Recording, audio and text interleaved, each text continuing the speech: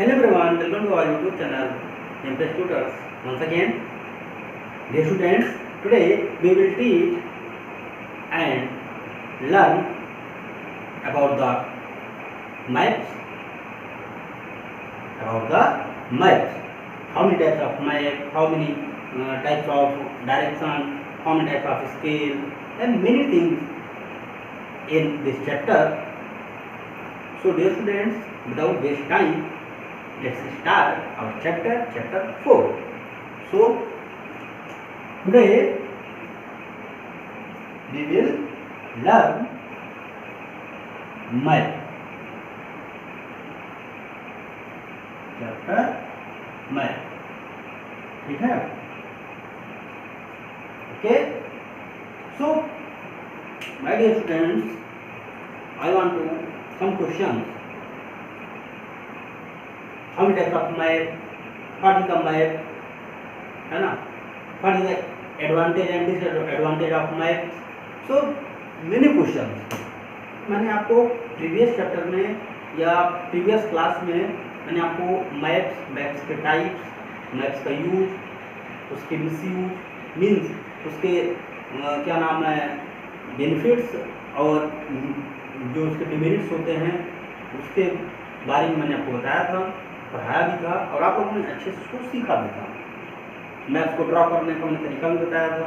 मैंने बहुत सारी चीज़ें आपको ऑलरेडी बता चुका हूँ, बट इस चैप्टर में मैं पुनः आपसे उस चैप्टर का जो टॉपिक मैंने अभी तक पढ़ाया है उसका रिवीजन भी करेंगे। जो अभी तक मैंने आपको पढ़ाया है उसका रिवीजन भी करेंगे। तो मैप होता क्या है ना? एक मैप होता है और एक ग्लोब होता है ना? ये क्या है? कि मॉडल ऑफ द अर्थ है। हम देखिए शॉर्ट में आप लगाना चाहेंगे मॉडल ऑफ द,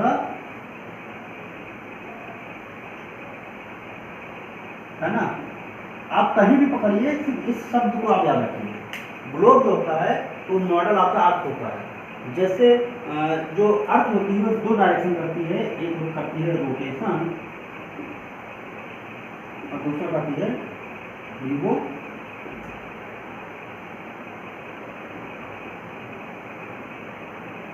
दूसरा करती है रिवोल्यूशन, है ना? मीन्स दो डायरेक्शन होता है, एक रोटेशन और रिवोल्यूशन। रोटेशन होता है 24 आवर्स में, देखिए आपका वीडियो भी कराता चल रहा हूँ साथ साथ में 24 आवर्स। ये होता है 365/4 डे या 1 ईयर, ठीक है? तो आप देखिए, आप हमेशा नोट करते रहिए। जानते हैं कि ग्लोब जो होता है मॉडल ऑफ द अर्थ होता है और जो अर्थ है वो दो मूवमेंट करती है। कौन सा? एक रोटेशन और सेकेंड रिवोल्यूशन। रोटेशन को करने के लिए 24 आवर्स लगते हैं और रिवोल्यूशन को कंप्लीट करने में 365/1/4 ना, 1.4 डे, है ना? और लीप ईयर में क्या हो जाता है बेटा? 366 डे हो जाता है। इतना आपको पता है ना? अभी आपने मॉडल पढ़ा, अभी मैंने मैप्स के बारे में आपको नहीं बताया। मैंने आपको इसलिए तो बताया क्योंकि ग्लोब, क्योंकि आप ऑलरेडी ग्लोब के बारे में जानते हैं। देखा आपने ग्लोब भी है, देखा आपने मैप भी है, बट ग्लोब के बारे में आप ज़्यादा अच्छे से जानते हैं क्योंकि हमेशा रोटेशन रिवोल्यूशन में इसको ज़्यादा शो किया गया, आपको हमेशा दिखाया गया, है ना? तो ये दूसरी बात है, देखिए जो ग्लोब के बेनिफिट्स हैं तो हम मूवमेंट दिखा सकते हैं आसानी से। मैप से ऐसा करना डिफिकल्ट है ना? तो मैप से हम रोटेशन रिवोल्यूशन नहीं शो कर सकते, नहीं दिखा सकते। दूसरी बात यह है कि हम डायरेक्शन भी नहीं दिखा सकते कि मूवमेंट कैसा होता है। जैसे ये वेस्ट टू ईस्ट मूव करती है तो हम मैप से शो नहीं कर सकते।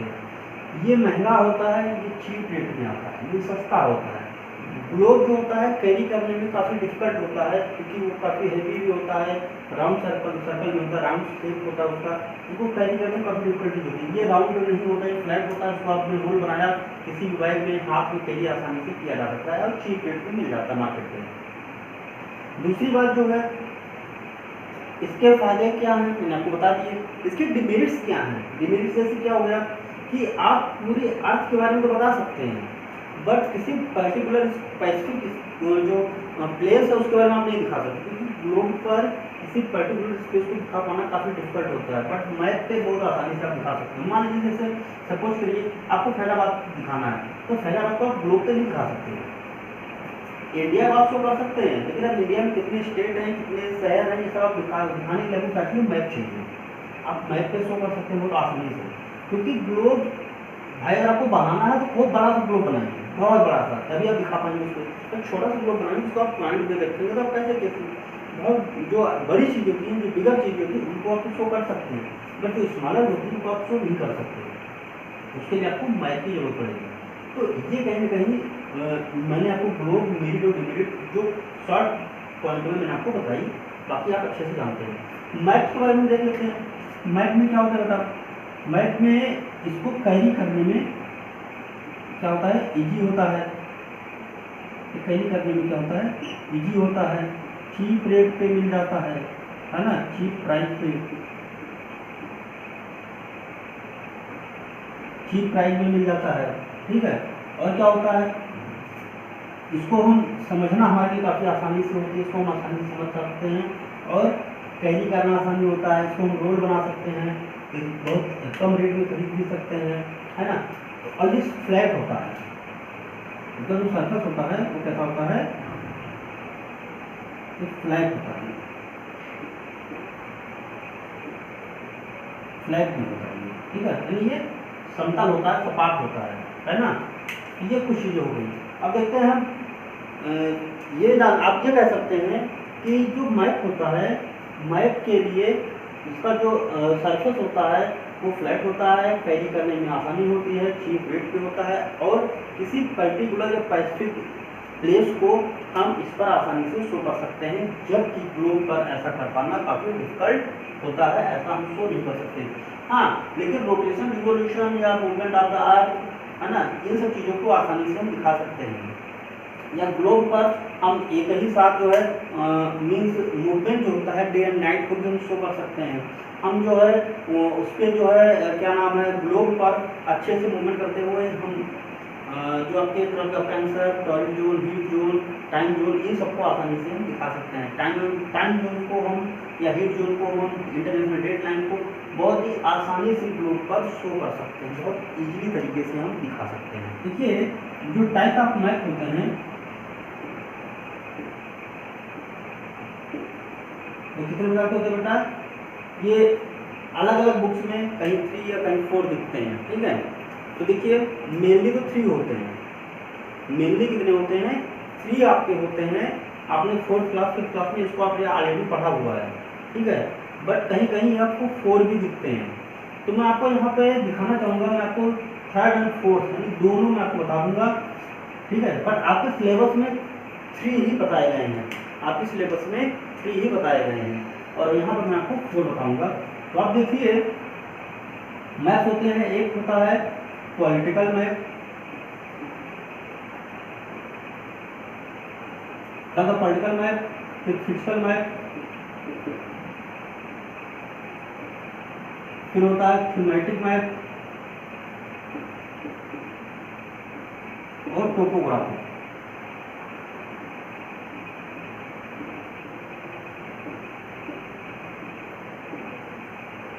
ये आपके 4 मैप हो गए, political map, thematic map, political map, physical map, thematic map and topographic map. अब हम इन चारों मैप के अलग अलग विस्तार से, यानी बहुत ही डीप में ना जा करके, बट रफली तौर पे बहुत अच्छे से कम समय में ज़्यादा ज्ञान, यानी गागर में सागर भरना, है ना, कम पॉइंट्स में ज़्यादा चीज़ों को हम नॉलेज करेंगे। देखते हैं पॉलिटिकल मैप के बारे में जान लेते हैं बेटा।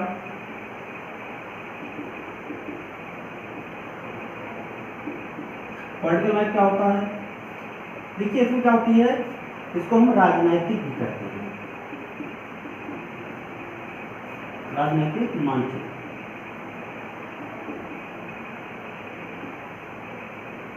है ना, इसको क्या कहा जाता है, राजनैतिक मानचित्र कहा जाता है। तो पॉलिटिकल मैप में होता क्या है, इसमें बाउंड्रीज, है ना, इन जो बाउंड्री लाइन होती हैं इनको दिखाया जाता है। कौन कौन सी बाउंड्री, ये चाहे स्टेट की बाउंड्री हो, डिस्ट्रिक्ट की बाउंड्री हो, या जो है आपके किसी इंटरनेशनल बाउंड्री हो, कोई भी बाउंड्री होती है हम पॉलिटिकल मैप में इसी को शो करते हैं, राजनीतिक मैप में।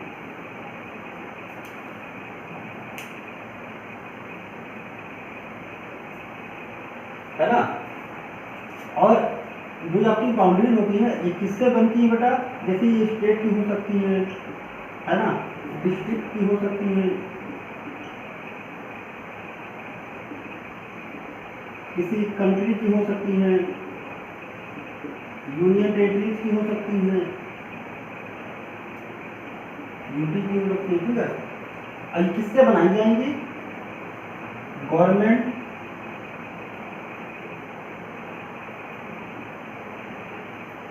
बॉडी द्वारा, है ना।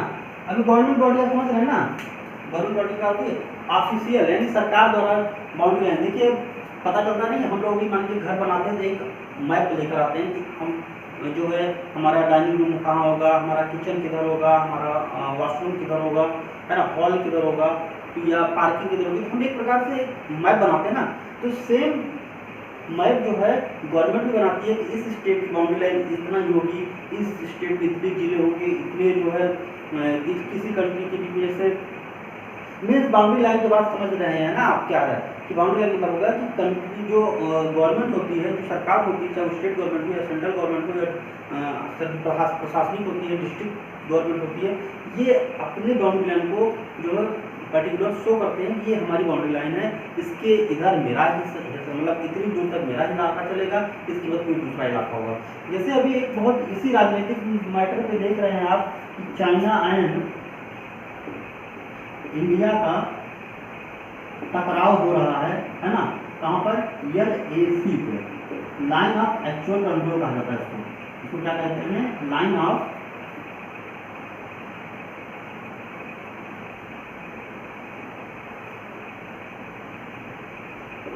है ना। जैसे LOC होता है लाइन ऑफ कंट्रोल, वैसे क्या है लाइन ऑफ एक्चुअल कंट्रोल। इसको मैक-मोहन रेखा भी कहा जाता है, इसको मैक-मोहन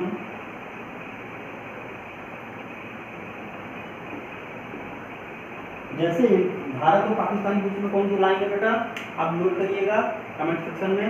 और भारत और अफगानिस्तान के बीच में, इन पहले एक लाइन थी भारत और अफगानिस्तान के बीच में, बट इस समय प्रेजेंट टाइम में भारत और अफगानिस्तान के बीच में नहीं है वो, तो पाकिस्तान और अफगानिस्तान के बीच में है। तो इस लाइन के बारे में आपको लिखना है। अभी मैं आपको इसमें वीडियो के लास्ट तक मैं आपको बता दूंगा उस लाइन का नाम क्या है, ठीक है। तो ये LAC लाइन इसको कहते हैं मैक-मोहन लाइन कहा जाता है, और इसका फुल फॉर्म होता है लाइन ऑफ एक्चुअल कंट्रोल, है ना। ये चाइना और इंडिया के बीच में है। अभी देखिए आपको पता है ना गलवान घाटी में, गलवान वैली में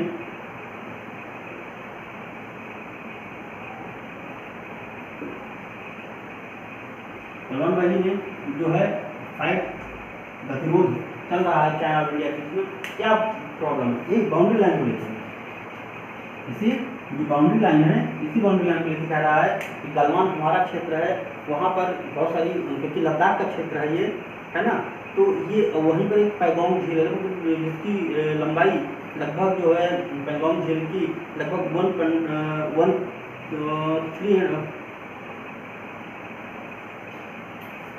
ये जो ये बेटा जो इंडिया चाइना के बीच में जो वार का मैटर चल रहा है, ये गलवान वैली लद्दाख क्षेत्र में है ना। और यहाँ पर जो इंडियन आर्मी होती है उन्होंने अपनी बेस तो बनाई ही है, लेकिन चाइना का इंफ्रास्ट्रक्चर पहले से ऑलरेडी बहुत ज़्यादा डेवलप हो चुका है। तो अभी जो हमारे यहाँ एक है BRO, आपको पता नाम होगा, नाम शायद सुना होगा, BRO इसको कहते हैं बॉर्डर रोड ऑर्गेनाइजेशन, है ना,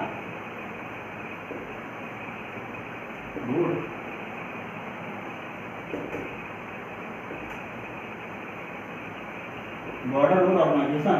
ये जो है बेटा, ये इसको कहते हैं सड़क सीमा संगठन कहा जाता है ना, सड़क सीमा सीमा सड़क संगठन कहा जाता है इसको, सीमा सड़क संगठन।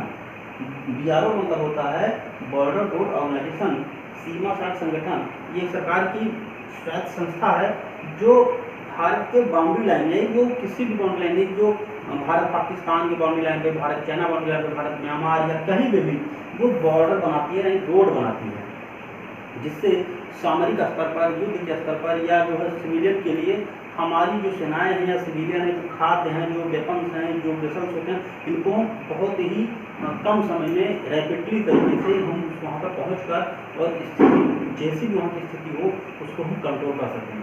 तो ऑलरेडी ये जो गलवान वैली का जो बवाल चल रहा है, जो ये फाइट चल रही है, इसका सबसे बड़ा मेन मुद्दा यही है कि बॉर्डर रोड ऑर्गेनाइजेशन ने वहाँ पर बहुत सारी ऐसी रोड परियोजनाएं चल रही थी, है ना, योजनाएं चल रही थी, उनको उसने कंप्लीट किया। तो चाइना ऑलरेडी उसने अपना इंफ्रास्ट्रक्चर, अपना जो ढांचा है उसने बना लिया था। अब इंडिया ने जब अपना डेवलप कर लिया तो उसको मिर्ची लगी कि ये ऐसे कैसे कर लिया, क्योंकि अगर वो अभी तक चाहता तो तिब्बत को उसने कब्जा कर रखा था, तो तिब्बत के उसने बहुत ज़्यादा डेवलपमेंट किया और इंडिया अब ऐसा इधर 2-4 ईयर में, बिफोर 2 या 4 ईयर में इतना ज़्यादा डेवलपमेंट किया। अब इधर आपको, अगर आप न्यूज़पेपर पढ़ते हो या अगर आप न्यूज़पेपर आपके घर में प्रोवाइड है तो आप उसको उठाइए और पढ़िए कि 3 या 4 डेज पहले ये सूचना आई थी, इन्फॉर्मेशन आई थी कि इस लॉकडाउन पीरियड में कम से कम इंडिया की जो योजनाएं हैं, लगभग 23 योजनाएं ऐसी हैं जो पूरी की जा चुकी हैं और जिसमें से 2 या 3 ब्रिज भी पूरे किए जा चुके हैं इसी लॉकडाउन पीरियड, क्योंकि गतिरोध है नहीं, आवागमन बंद हो रखा है, पब्लिक आ नहीं रही है, तो जो संसाधन है वो बहुत तेजी से डेवलप की जा रही है। तो इस प्रकार हर बॉर्डर रोड ऑर्गेनाइजेशन को गवर्नमेंट ने कुछ ऐसी फैसिलिटी, इतनी पावर दे रखी है कि वो अगर कुछ परचेज करना चाहे तो पहले ऐसा नहीं होता था कि पहले परचेज करने के लिए आपको गवर्नमेंट बॉडी से परमिशन लेनी पड़ती थी, बट इस बार गवर्नमेंट ने किया कहा कि आपको जो भी जरूरत पड़े, जो भी आपको वेपन चाहिए, जो भी आपको इक्विपमेंट चाहिए, आप परचेज कर सकते हैं, सेल कर सकते हैं, यानी आपको परमिशन लेने की जरूरत नहीं है। और इतनी अगर छूट मिल गई बॉर्डर रोड ऑर्गेनाइजेशन को, उसने अपनी व्यवस्था को और अच्छे से बनाया और हमारी इंडियन आर्मी के लिए, हमारी इंडियन आर्म्ड फोर्सेस के लिए उसने बहुत ही कम समय में उसने जो इंफ्रास्ट्रक्चर होता है उसने डेवलप किया। तो चाइना का गतिरोध यही है कि इंडिया इतना डेवलप कैसे कर रहा है, क्यों कर रहा है, क्योंकि वो तो बहुत जल्दी से पहुंच जाता, हम पहुंच ना पाते। तो लाइन ऑफ एक्चुअल जो कंट्रोल है यहीं पर उसने जो है बवाल किया। दूसरी क्या है, दूसरा ये मैटर कर रहा है कि वहाँ पर जो लद्दाख इलाका मेरा वो बंजर जरूर है, अगर देखा जाए तो अनफर्टाइल तो है, वो कंकरीला पथरीला तो है, बट खनिज के संसाधन के हिसाब से, मिनरल के हिसाब से देखा जाए तो बहुत ही क्या है, समृद्ध है। वो बहुत ही ज़्यादा वहाँ पे कहते हैं कि जो तिब्बत रीजन है, क्योंकि तिब्बत रीजन का ही पार्ट है, तो तिब्बत रीजन जो है वो जो है मैक्सिमम, जैसे तांबा हो गया ना, कॉपर के लिए बहुत ज़्यादा ही समृद्ध है। तो वो चाहता है कि कहीं कहीं इसको अगर हम विवादित बनाए रखेंगे तो हमारा ही फायदा है। दूसरा क्या है, चाइना इतना बवाल क्यों कर रहा है, क्योंकि आपको पता है कोविड-19 जो आया है ये कहीं ना कहीं चाइना से ही निकल के आया। तो कोविड-19 क्योंकि इस बार चाइना का जो पूरा कंट्री जो है, पूरा कंट्री मतलब होल वर्ल्ड, WHO या जो है UN में जितने भी कंट्रीज हैं, यहाँ तक कि अमेरिका, रसिया, ऑस्ट्रेलिया, है ना, सब ने, फ्रांस, ब्रिटेन ने डायरेक्टली बोला कि ये जो वायरस आया है चाइना ने जानबूझ के छोड़ा है ना, इसको अचानक सडनली नहीं आया, इसको व्यवस्थित तरीके से छोड़ा गया। क्योंकि आप खुद सोच सकते हैं कि अगर चाइना में फैला, तो वुहान नामक एक शहर है, वहाँ से अगर ये फैला चाइना में, है ना, तो ये सिर्फ वुहान तक ही क्यों रहा, चाइना में तो और नहीं फैला, बाकी अदर कंट्री में देखिए, इंडिया में पूरी कंट्री में फैल गया, आप अमेरिका में देख लीजिए, अमेरिका में सबसे ज़्यादा जो है मरीज इसके मिल रहे हैं, आपके, है ना, पेशेंट मिल रहे हैं, बाकी अदर कंट्री जितने भी कंट्रीज हैं हर जगह फैला, बट चाइना में नहीं फैला, वुहान के अलावा, क्योंकि वुहान की जो बाउंड्री लाइन में लगभग 13-14 कंट्री से मिलती हैं, लेकिन वहाँ पर तो नहीं फैला किसी कंट्री में, या कि यहाँ तक कि वहाँ से बीजिंग बड़ा नज़दीक पड़ता है, बीजिंग तक नहीं गया, पेकिंग तक नहीं गया। तो कहीं ना कहीं ये तात्पर्य निकल के जरूर आता है कि कहीं ना कहीं ये चाइना की चाल हो सकती है। तो चाइना का जैसे, क्योंकि एंटी कन्वेंसी बनी हुई है, पूरा वर्ल्ड चाइना के खिलाफ है, तो इस प्रकार के बवाल करा के वो जो कोविड-19 वाला जो अटेंशन है वो किस पे डालना चाहता है, LAC line of actual control के मैटर पे डालना चाहता है। दूसरा ये है कि इसी बहाने, क्योंकि उसके खुद की कंट्री में, चाइना की खुद की कंट्री में असंतोष फैला हुआ है। जैसे हमारे यहाँ अभी आर्मी की रैलीज होती हैं या क्या नाम, आर्म फोर्सेस की वैकेंसी निकलती हैं, जॉब्स आती है, तो हमारे यहाँ भीड़ मच जाती है, लोगों के लिए भीड़ मच जाती है, लोग वहाँ जॉब करने जाते हैं। ये हमारे यहाँ पैट्रियोटिज्म का एक बहुत बड़ा एग्जाम्पल हो सकता है, बट चाइना में ऐसा नहीं होता है। चाइना में ऐसा होता ही नहीं है, वहाँ पे जबरदस्ती लोगों को पकड़ के भर्ती कराया जाता है। लोग वहाँ सिक्योरिटी में जाना ही नहीं चाहते, सिक्योरिटी फोर्सेज में जाना ही नहीं चाहते, आर्म फोर्सेज में वो जाते ही नहीं हैं। तो आप सोचिए, और हमारे यहाँ क्या होता है, अगर बच्चे को पता चल जाता है कि जो है गवर्नमेंट की मतलब आर्मी फोर्सेज की वैकेंसी आई है, नेवल में आई है, एयर में आई है, या आर्मी में आई है ना, लैंड में आई है, या जो आपके पैराट्रूपर्स होते हैं, पैरामिलिट्री होती है ना, तो कहीं से भी लोग लाठी चार्ज करके उनको हटाया जाता है और वहाँ पर जबरदस्ती ढकेला जाता है। तो ये कहीं ना कहीं उनके यहाँ असंतोष है।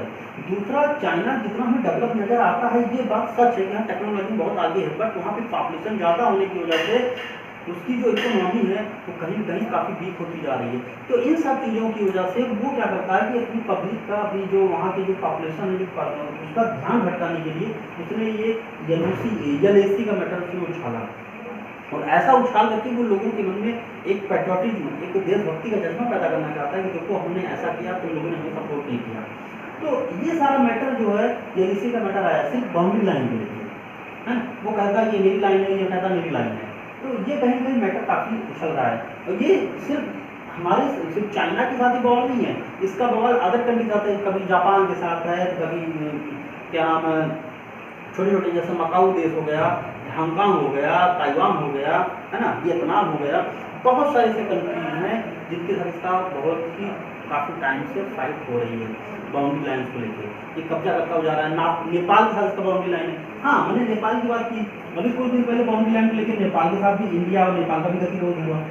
नेपाल कहता है कि उत्तराखंड के कुछ इलाके से जो लिम्पियाधुरा है ना, काली नदी वाला इलाका है, तो ये कुछ हमारा जो ये इलाका जो है ये मेरा है।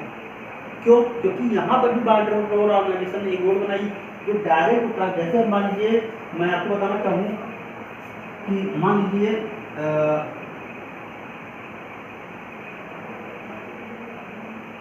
जो मानसरोवर लेक की जो यात्रा होती थी, वो जाने के लिए पहले हमें कहाँ जाना पड़ता था? नेपाल से, ठीक है, नेपाल को जाना पड़ता था। बट इस बार बीआरओ ने क्या बनाया, एक रोड बनाई, कहाँ से? उत्तराखंड से,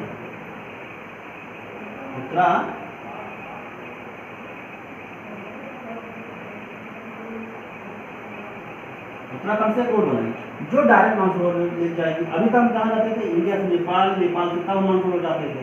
लेकिन अब क्या हुआ कि हमें नेपाल जाने की जरूरत ही नहीं है, हम डायरेक्ट उत्तराखंड जाएंगे, उत्तराखंड से सीधे जो है हम कहाँ इंटर कर जाएंगे? मानसरोवर जाएंगे। यानी जो डायरेक्शन, जो डिस्टेंस जो था नेपाल होते हुए जाने का, वो घट गया। अब ऑब्वियसली भाई सीधी सी बात है, अगर मैं अभी नेपाल होते हुए जाता था तो नेपाल तक आना जाना, वहाँ ठहरना, स्टे करना, खाना पीना, कहीं ना कहीं हम इंडियन मनी वहाँ पे करेंसी खर्च करते, या वहाँ पे जो है नेपाली मुद्रा, जो वहाँ पे नेपाली करेंसी होती है उसको हम खर्च करते, वहाँ पे रहते, स्टे करते, यानी कहीं ना कहीं उनकी इकोनॉमी अच्छी होती। लेकिन अगर हमने अपनी बाउंड्री लाइन को बना ली तो हम अपनी बाउंड्री लाइन से आगे बढ़ जाएंगे, तो हमें कहीं और जाने की जरूरत ही नहीं है। तो ये कहीं ना कहीं नेपाल को बुरा लगा। दूसरी बात क्या है, नेपाल को भड़काया चाइना ने कि तुम ऐसा बवाल करो तो जो है हम तुम्हारा सपोर्ट करेंगे। लेकिन बाद में पता चल रहा है कि नेपाल का लगभग कुछ नहीं तो 64 किलोमीटर इलाका जो है चाइना ने क्या कर रखा है? कब्जा कर रखा है ना, अकुपाई कर रखा है। तो ऑलरेडी चीज़ें निकल के आ रही हैं। और उसके बाद अगर कहता कि मेरा लिम्पियाधुरा है ना, काला पानी, तो अगर हम उसकी बात करें तो 1962 का जो वार हुआ था इंडिया चाइना का, जो इंडिया और चाइना का वार हुआ था, उसमें ये सारे इलाके इंडिया के नजर आ रहे थे। लिम्पियाधुरा हो गया, काला पानी हो गया, लिपू लेक हो गया, है ना, ये सब इंडिया के थे। तो आज अगर 2020 की बात करें तो नेपाल के कैसे हो गए भाई? हम बाउंड्री लाइन की बात की ना, बाउंड्री लाइन इसीलिए कभी देखिए गाँव में काफ़ी जमीन के आप देखे होंगे कि पैमाइश होती है, लेखपाल आते हैं, है ना, जमीन को नापते हैं, लैंड को वो क्या नाम है वो काउंटिंग करते हैं, है ना, डिस्टेंस बताते हैं, ये इनका है, ये इनका है, ये इनका है। तो जब 1962 में वार हुआ तो पूरा इलाका भारत का था, और 1962 से लेकर 2020 तक इतने ईयर बीत गए आपको नहीं समझ में आया कि मेरी डिस्टेंस कहाँ पर है, मेरी बाउंड्री लाइन क्या है। तो इस प्रकार बहुत सारी बाउंड्री लाइन को लेकर के पॉलिटिकल मैप की वजह से हम शो कर सकते हैं कौन सा इलाका हमारा है, कौन सा इलाका आपका है। ये कहीं कहीं हमारे लिए काफ़ी बेनिफिशियल होता है। हम फिजिकल मैप की बात करते हैं बता। फिजिकल मैप में क्या होता है? फिजिकल मैप में क्या होता है? Mountain, lake, sea, land, ocean, forest, प्लेटू, है ना, रिवर, पॉन्ड, यानी बहुत सारी चीजें हैं जो फिजिकल मैप, यानी इसको हम कहते हैं भौतिक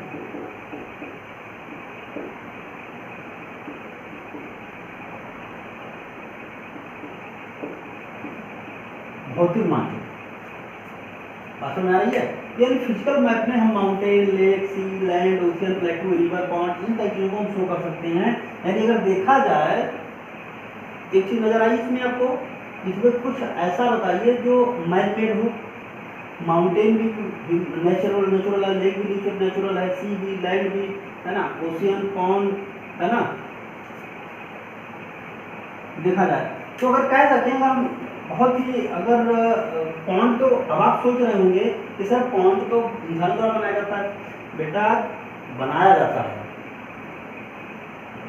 लेकिन हमने क्या कहा, माउंटेन, लेक, सी, ओशियन, प्लेटू, फॉरेस्ट और रिवर, ये सब तो नहीं बनाए जाते ना। बड़े बड़े लेक होता है, चिल्का लेक हो गया, सांभर लेक हो गया, है ना, वेम्बनाड लेक हो गया, पुलिकट लेक हो गया, ये सब किसी ने बनाया है? ये सब नेचुरल है। तो पॉन्ड भी कोई बहुत बड़े तालाब होते हैं, कोई छोटा सा तालाब थोड़े ना है।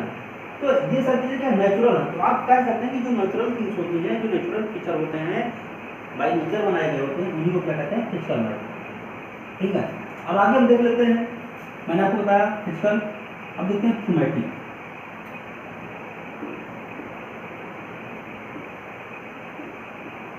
थीमेटिक मैप में क्या होता है बेटा? थीमेटिक मैप में किसी स्पेशल थीम, थीमेटिक मैप में किसी पर्टिकुलर या स्पेशल थीम, प्लेस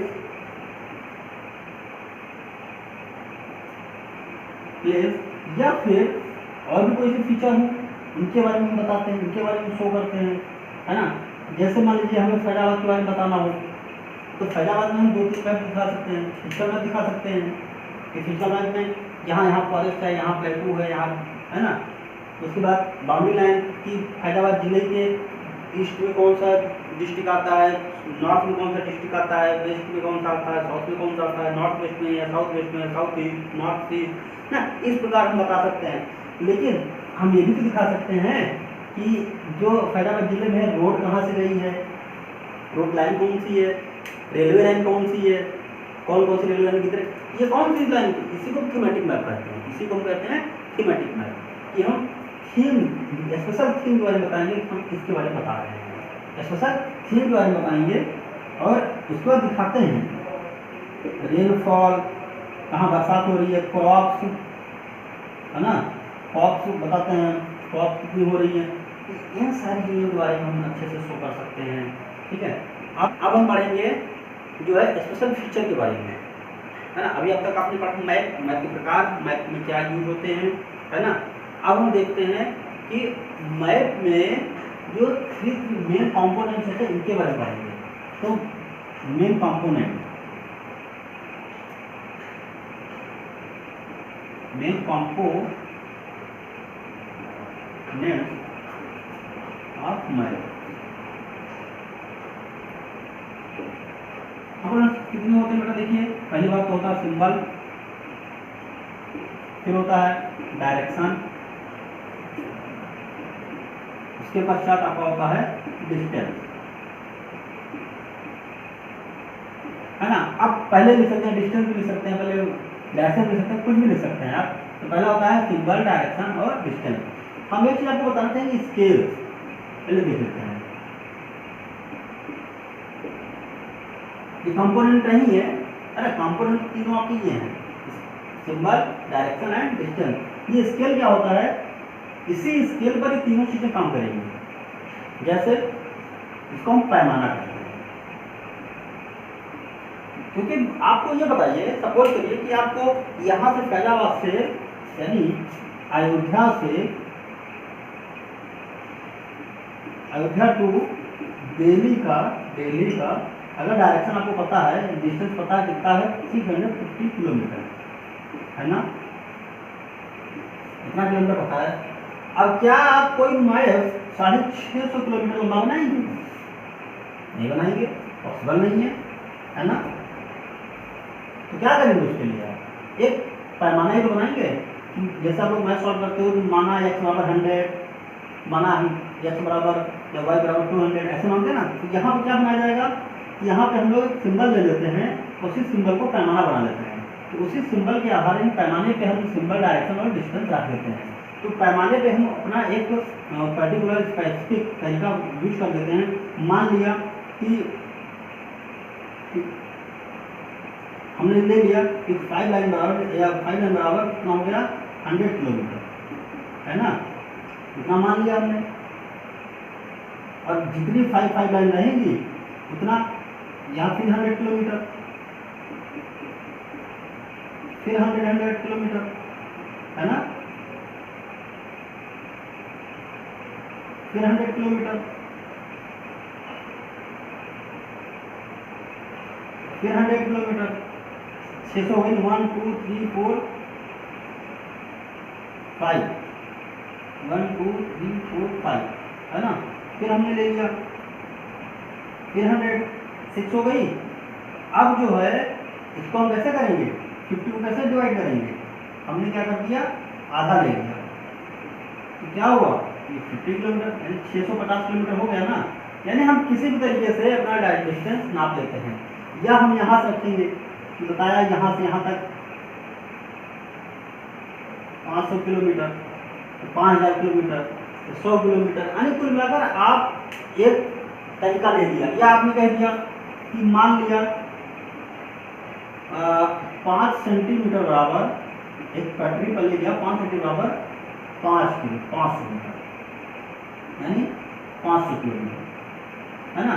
तो जैसे यानी 5 सेंटीमीटर आप चले तो 500 किलोमीटर, थोड़ा सा आगे बढ़ेंगे तो और आगे बढ़ जाएगा उसका 600 हो जाएगा, थोड़ा सा आगे बढ़ेंगे 700 हो जाएगा। यानी आप इस तरीके से मान सकते हैं कि इस तरीके से इस स्केल की सहायता से आप कम डिस्टेंस में, कम स्पेस में भी आप आसानी से अपने मैप को शो कर सकते हैं। तो मेन इसमें कौन कौन से पार्ट बेटा, सिंबल हो गया, डायरेक्शन और डिस्टेंस है ना। डायरेक्शन क्या है बेटा, आप जान ही रहे हैं, कार्डिनल पॉइंट कितनी होती है, 4 होती है। हम न्यूज पढ़ लेते हैं, NEWS है ना, बहुत आसान तरीका है। अब न्यूज पेपर आता है, सुबह सुबह पढ़ते हो आप लोग है ना। NEWS मतलब नॉर्थ ईस्ट वेस्ट साउथ है ना। तो न्यूज का मतलब भी हो गया और डायरेक्शन भी आपका निकाला है। फार्मूला देखिए, न्यूज की डायरेक्शन हो गई आपकी है ना। कार्डिनल पॉइंट भी ऐसे निकाल लेते हैं आप लोग, देखिए ये नॉर्थ ईस्ट साउथ वेस्ट, ये हो गया नॉर्थ ईस्ट, ये हो गया साउथ ईस्ट, साउथ वेस्ट, ये नॉर्थ वेस्ट, ये भी आपके कार्डिनल पॉइंट्स हो गए है ना। तो ये आपके डायरेक्शन हो गया, बहुत आसानी से पता कर सकते हैं, कोई बताने की जरूरत नहीं है इसमें। सिंबल आप जान ही सकते हैं, सिंबल मान लीजिए ऐसे ऐसे कहीं जा रहा है, कहीं ऐसे मतलब लाइन लगी हुई है, या आपको मैंने एक बार मोरल साइंस में आपको पढ़ाया था कि मान लीजिए ऐसे लाइन जा रही, से हो गया तो क्या हो गया, रिटर्न हो गया है ना। कहीं हॉर्न बना हो या कहीं स्टॉप लिखा हो और उसके बाद उसको काट दिया गया हो, यानी स्टॉप